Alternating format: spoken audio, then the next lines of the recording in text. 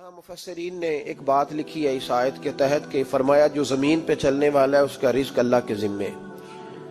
فرماتے ہیں کہ یہ اللہ نے ہماری عقل کے مطابق ہم سے بات کی ہے، ورنہ آسمانوں میں جتنی مخلوق ہے رزق اس کا بھی اللہ کے ذمے ہی ہے. یہاں جو فی الارض کے لفظ ہے زمین پہ، وہ ہمیں سمجھانے کے لیے کہ تم نے تو صرف یہ دنیا دیکھی ہے نا، تو جس کو تم نے دیکھا ہے وہ سب کھاتے اللہ کا دیا ہوا ہی ہے. تو جو ہم نے دیکھا تھا رب کریم نے اس کے مطابق ہمیں سمجھا دیا. فرمایا کچھ تو تم نے دیکھے ہی نہیں، چلو ان کی تم سے بات نہیں کرتے، پر جو تم نے دیکھے ہیں ان سب کا رزق کس کے ذمے ہے؟ اللہ کے. میرے محبوب کریم علیہ الصلوۃ والسلام نے فرمایا اللہ پہ بھروسہ رکھ کے سویرے نکل جانا رزق کی تلاش میں. کس پہ بھروسہ رکھنا ہے؟ نکلنا تمہارے ذمے ہے. یہ نہ کہنا کہ گھر بیٹھوں گا تو یہیں آئے گا، نکلنا تمہاری ذمہ داری ہے. جتنی ذمہ داری ہے وہ پوری کرنا. اللہ پہ بھروسہ کر کے نکل جانا تمہاری ذمہ داری ہے. رب کا ذمہ ہے تمہیں رزق دینا، وہ ضرور تمہیں رزق پہنچائے گا. یا رسول اللہ صلی اللہ علیہ وسلم کس طرح پہنچے گا؟ تو ذرا حضور کے لفظوں کا حسن بھی دیکھیے. نبی پاک صلی اللہ علیہ وسلم نے فرمایا جس طرح موت تمہیں ڈھونڈ لیتی ہے نا کہ تم کہاں موجود ہو، جب وقت آتا ہے تو انسان پاکستان میں ہو تب بھی آ جاتا ہے، جدہ میں ہو تب بھی آ جاتا ہے، مکہ میں ہو یا مدینہ طیبہ میں وقت پھر بھی آ جاتا ہے. فرمایا جس طرح موت تم جہاں بھی ہو تم تک پہنچ جاتی ہے نا، اس طرح تمہارا رزق بھی تم جہاں موجود ہوتے ہو اللہ وہاں پہنچا دیتا ہے. تو یا رسول اللہ صلی اللہ علیہ وسلم کس انداز میں؟ تو فرمایا نکل جانا تمہاری ذمہ داری ہے. فرمایا سویرے پرندے بھی نکل جاتے ہیں اور شام کو جب لوٹتے ہیں تو اللہ انہیں پیٹ بھر کے روزی عطا فرماتا ہے.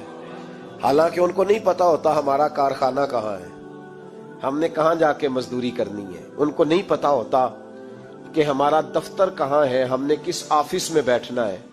ان کو نہیں پتا ہوتا کہ ہم نے کہاں جا کے مال خریدنا ہے اور کہاں سے ہم نے پھر اس کو دوبارہ بیچنا ہے. انہیں خبر نہیں ہوتی. اللہ پہ بھروسہ کر کے نکل جاتے ہیں. نکلنا تو تیرے ذمے ہے کہ نہیں؟ فرمایا وہ تو ڈیوٹی کر، شام کو اللہ جو رب پرندوں کو روزی دیتا ہے وہ تجھے بھی عطا فرمائے گا. تو جس حال میں ہے، چونکہ تو نے اپنا یہ حال خود نہیں بنایا، جس نے بنایا ہے وہ بڑا بہتر جانتا تھا کہ تو اسی حال میں اسے اچھا لگتا ہے.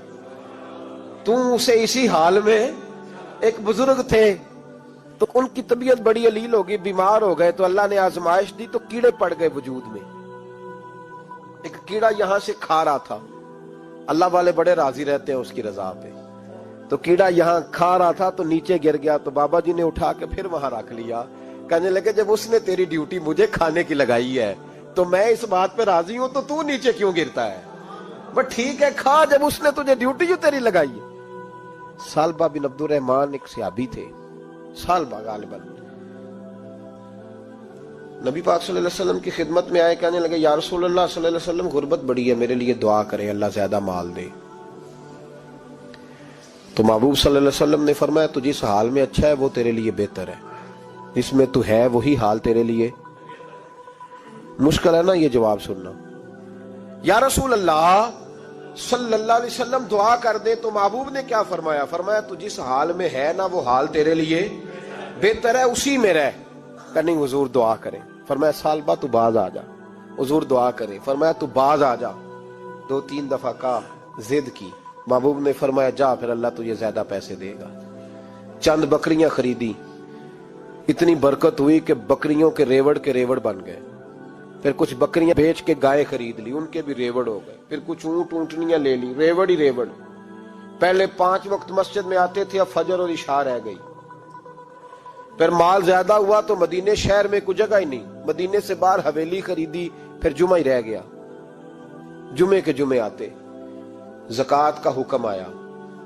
میرے نبی کریم علیہ السلام نے حضرت ابو ہریرہ کو بھیجا. فرمایا جا اسے کہہ تیری زکوٰۃ بنتی ہے 2.5%. تو سالبہ کے پاس حضور نے پیغام بھیجا. پہلے تو کہا تیرے لیے بہتر نہیں مال. جب اصرار کیا تو بڑی برکت ہو گئی، بڑا آیا تو فرمایا زکوٰۃ دے.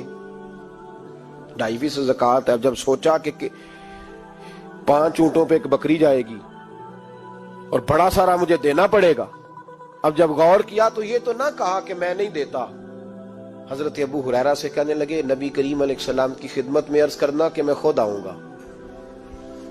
حضرت ابو ہریرہ نے آ کے عرض کی یا رسول اللہ صلی اللہ تعالی علیہ وسلم، حضور وہ کہتے تھے میں خود آؤں گا۔ تو کہتے ہیں محبوب نے ٹھنڈی سانس لی، فرمایا اسے کہا تھا کہ تیرے لیے مال بہتر نہیں، اب ہلاک ہو گیا، ہائے افسوس ہلاک ہو گیا۔ ان کو بھی تھوڑی دیر کے بعد احساس ہوا کہ یہ میں نے کیا کیا، نبی پاک کو ہی کہہ دیا نہیں ہے، حضور کو کہہ دیا بعد میں آؤں گا۔ اب دوڑے آئے، عرض کی حضور میں سارا کچھ لے کے آیا ہوں، قبول کر لیں۔ محبوب نے فرمایا گویا بلال حبشی کی خشک کھجور بھی قبول ہے، اور صہیب رومی ایک اٹی بان کی لائے تو وہ بھی قبول ہے، اور عمار بن یاسر اور مصعب بن عمیر اگر 2 دینار دے جائیں اور کوئی پرانا جوڑا کسی سپاہی کے لیے چھوڑ جائے تو وہ بھی قبول ہے، لیکن تو اپنا لاکھوں لے کے چلا جا، تیرا کوئی نہیں قبول، معاف کر دیں۔ فرمایا جا معاف کیا، پر پیسے لے کے نہ آنا۔ اگلے سال پھر آئے، بندے ہوئے ہاتھ ہے، محبوبہ میں دولت کا کیا کروں گا، آگ لگانی ہے، قبول کر لیں۔ فرمایا تو لے جا، تیرا نہیں قبول، گرا جو ان کی نگاہ سے وہ سنبھل نہیں سکتا۔ حضور نے وصال ظاہری کیا تو جناب صدیق اکبر کے پاس آئے، لاکھوں کا مال، ابو بکر قبول کر لو۔ تو جناب صدیق اکبر کہنے لگے اس کا کر لوں جس کا نبی نے نہیں کیا، چل جا، کوئی نہیں چاہیے۔ حضرت عمر کے زمانے میں قحط پڑ گیا، بارشیں نہیں ہوتی، غلہ نہیں ملتا، حالات خراب ہیں، مالی طور پہ بحران آ گیا، غربتیں، مجبوریاں، تکلیفیں، آ کے روئے، عمر میرا قبول کر لو، مجھے معافی تو مل گئی تھی نا۔ فرمایا معافی اپنی جگہ پہ، پر جس کا مصطفیٰ نے قبول نہیں کیا۔ بہت سارے لوگوں کو پتہ ہی نہیں کہ ان کا قبول ہی نہیں ہوا، اور وہ الجھے ہوئے، انہیں خبر ہی نہیں کہ اصل بات کیا ہے۔ فرمایا جس کا مصطفیٰ کریم نے قبول نہیں کیا، اب ہیرے اور جواہرات بھی لے کے آئے تو بھوکے مریں گے، پر اس کا قبول، اس بات پہ راضی رہو اس حال میں اللہ نے رکھا ہوا ہے، اس حال میں راضی رہو۔ یہ جو مصیبت ہے نا دیکھنی کہ وہ بھی میرے پاس، تمہیں کیا پتا، کبھی پوچھ تو صحیح اس سے وہ کس مصیبت کا شکار ہے، جو مالی طور پہ بڑا امیر ہے، تو اس کی طرف دیکھ کے اپنا دل برا کرتا ہے۔ بس جس حال میں رب نے رکھا ہے اس حال میں رہ۔ حضرت عثمان غنی کے زمانے میں تو وہ وصال کر گئے، لیکن بھائی تو جس حال میں تیرا رب تجھے رکھتا ہے اس حال میں رہ، تیری مالی پریشانیاں ختم ہو جائیں گی۔ امام شافعی فرماتے ہیں جن گھروں میں لوگ فجر کی نماز کے وقت سوئے ہوتے ہیں ان گھروں میں رزق نہیں آتا۔ آپ فرماتے ہیں فجر کا وقت اللہ کے دینے کا وقت ہے، اس وقت اللہ بانٹتا ہے۔ حضور صلی اللہ علیہ وسلم کا فرمان ہے نا حدیث میں کہ تہجد کے وقت اللہ پہلے آسمان پہ نزول جلال فرماتا ہے جو اس کی شان کے لائق ہے تہجد کے وقت، اور وہ کہتا ہے مانگو میں تمہیں عطا کروں گا۔ لینے کی باری آئے تو بندہ سمیٹ سماٹ کے اندر گھس جائے۔ ہمارے ہاں یہ ہوتا ہے کہ عشاء کے بعد بچے بیٹھتے ہیں موبائل لے کے، تہجد کا وقت آتا ہے تو ان کی آنکھیں بند ہونی شروع ہوتی ہیں، تو لینے کے وقت تو سویا تھا، تیرا مسئلہ کیسے حل ہوگا؟ بھائی جب کوئی آدمی خیرات بانٹ رہا ہو تو جو پیالہ پیچھے کر لے اسے ملے گا؟ کہتے اس وقت آنا جب میں بانٹ رہا تھا، اب تو کدھر آ گیا ہے؟ مثال دے رہا ہوں۔ تو فجر کا وقت مانگنے کا ہے، تو ساری رات تو گزر گئی گیمیں کھیلتے، ٹی وی دیکھتے، اور جو لینے کا وقت تھا تو سو گیا، تو کیسے آئے گا تیرے پاس؟ تو اٹھے سویرے، بندوں سے مانگ کے دیکھ لیا، بڑی عزتیں خراب ہوئی، فجر کا وقت اٹھ کے جھولی پھیلائے۔ میرے رسول پاک علیہ السلام فرماتے ہیں، رب فرماتے ہیں جب بندے میرے آگے جھولی پھیلاتے ہیں مجھے شرم آتی ہے، کیسے خالی واپس کر دوں؟ تو اس کے سامنے جھولی پھیلائیں سویرے اٹھ کے، رزق میں برکت ہوگی۔ اور پھر ایک اور بات، 5ویں بات، رزق میں تنگی اس وقت ہوتی ہے جب ہم مال غلط جگہ پہ خرچ کرتے ہیں۔ اللہ مال دیتا ہے اپنے فضل سے، اور جب ہم اسے ضائع کریں، مثال دیتا ہوں، میرے پاس ایک شخص نے آ کے کہا حضرت جی بچی کی شادی ہے، یا میرا گھر میں کوئی بیمار ہے، یا بڑی آزمائش ہے، 10,000 کی ضرورت ہے، میں نے تھما دیا اس کو، پھر مجھے بعد میں پتا چلا کہ وہ تو عیاشی کر رہا ہے پیسوں سے، وہ تو چلا گیا کہیں گھومنے اور فلاں ہوٹل میں، مہنگے ہوٹل میں بیٹھ کے کھانا کھا لیا، تو میرے دل پہ کیا گزرے گی؟ اس شخص کے بارے میں بلا مثال و بلا تشبیہ سمجھانے کے لیے اللہ نے مال دیا فضل سے، اور اگر عیاشیوں میں لگا دیا۔ صوفیاء فرماتے ہیں کہ اگر ایک دھیلا تو حرام جگہ پہ خرچ کرے نا، ایک دھیلا، تو 1,00,000 دینار کی برکت تیرے گھر سے اٹھ جاتی ہے، ایک دھیلا حرام جگہ پہ۔ قرآن مجید کی آیت پڑھتا ہوں، رب فرماتا ہے وَمَنْ أَعْرَضَ عَنْ ذِكْرِي فَإِنَّ لَهُ مَعِيشَةً ضَنْكًا، بڑی سخت آیت ہے۔ وَمَنْ أَعْرَضَ عَنْ ذِكْرِي، فرمایا جب تو میرے تذکرے سے، میرے ذکر سے منہ پھیر لیتا ہے، فَإِنَّ لَهُ مَعِيشَةً ضَنْكًا، تو میں تیری معیشت کو، تیرے رزق کو تنگ کر دیتا ہوں، پھر تیری زندگانی تنگ ہوتی، اور جس کی زندگی اللہ تنگ کرے اس کی کوئی کھول سکتا ہے؟ کہتا ہے بڑی جگہوں پہ گیا ہوں، بڑی پھوکے مروائی، بڑے دم کرائے، حالات صحیح نہیں ہوتے، تو مسجد آ کے توبہ کر۔